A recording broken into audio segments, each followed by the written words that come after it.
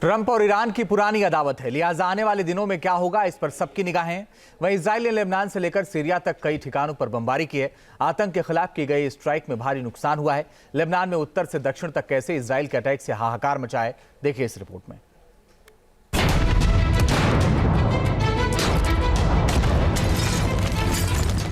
Israel की आक्रामक रणनीति,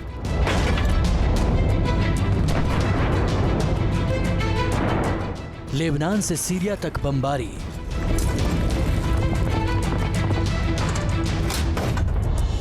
आईडीएफ की एयर स्ट्राइक से कांपे हिजबुल्लाह के आतंकी।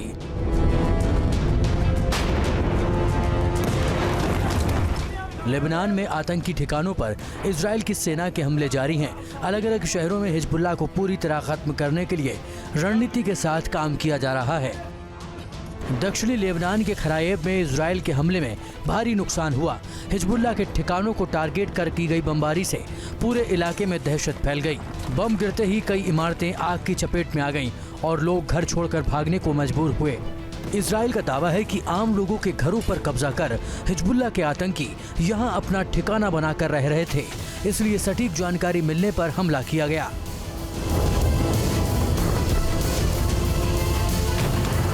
इजराइल की घातक स्ट्राइक का एक और वीडियो देखिए। एक आतंकी बचकर निकलने की कोशिश करता है, लेकिन आईडीएफ के विमान ने सटीक निशाना लगाया और धमाके की तेज आवाज के साथ आतंकी मौके पर ही ढेर हो गया। मारे गए आतंकी सलीम जमील अय्याश को हिजबुल्लाह की किलिंग मशीन कहा जाता था। सलीम अय्याश हिजबुल्लाह के सबसे खूंखार आतंकियों में से एक था। वो हिजबुल्लाह की यूनिट 151 किलिंग दस्ते के लिए काम करता था। इसकी अमेरिका को भी लंबे वक्त से तलाश थी। अमेरिका ने इस पर 85 करोड़ रुपए का इनाम घोषित किया था। सलीम अय्याश ने 2005 में लेबनान के पूर्व प्रधानमंत्री रफीक हरीरी की एक आत्मघाती हमले में हत्या की थी। इस मामले में संयुक्त राष्ट्र की एक अदालत ने 2020 में आतंकी सलीम को उम्र कैद की सजा सुनाई थी।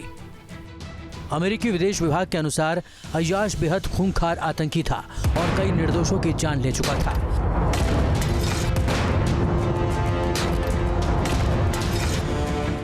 इजराइल की सेना ने कब्रिस्तान के नीचे बनाई गई सुरंग से भारी तादाद में हथियारों का जखीरा बरामद किया है।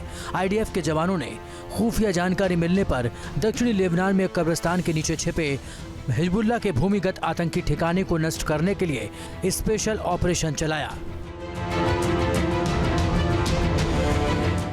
करीब 1 किलोमीटर लंबी सुरंग के अंदर सैनिकों ने कमांड रूम, हथियार और गोला बारूद जब्त किया। दावा किया जा रहा है कि यहां से हिजबुल्लाह के आतंकी इजराइल में घुसपैठ करने की तैयारी कर रहे थे। आईडीएफ की शेलडॉग यूनिट ने कई सुरंग शाफ्टों की पहचान की, जिससे पूरी सुरंग का पता चला।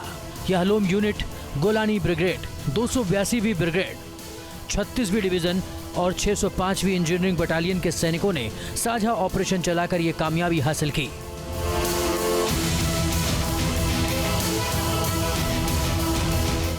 आईडीएफ ने लेबनान ही नहीं, सीरिया में भी घातक प्रहार किए हैं। सीरिया की राजधानी दमिश्क में सैयदा ज़ैनब क्षेत्र के पास कई हवाई हमले किए, जिसके बाद पूरे इलाके में धुआं देखा गया और लोग इधर उधर भागते नजर आए।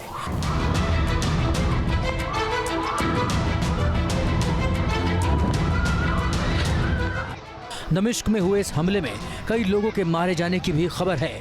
इजराइल ने यहाँ भी खुफिया जानकारी मिलने के बाद स्ट्राइक की। आईडीएफ हर मोर्चे पर अपने दुश्मनों से लोहा ले रहा है। अक्टूबर 2023 से लेकर अब तक इजराइल 7 मोर्चों पर जंग लड़ रहा है और जगह जगह जवाबी कार्रवाई की जा रही है। फिलहाल हालात बिगड़ते जा रहे हैं। इजराइल अपने दुश्मनों को सबक सिखाने का दम भर रहा है, तो आतंकी संगठन भी इजराइल की सीमा में हमले कर रहे हैं।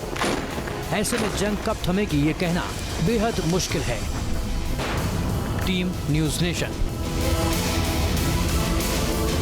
न्यूज नेशन अब व्हाट्सएप पर खबरों की ताजा अपडेट के लिए न्यूज नेशन के इस क्यूआर कोड को स्कैन करें।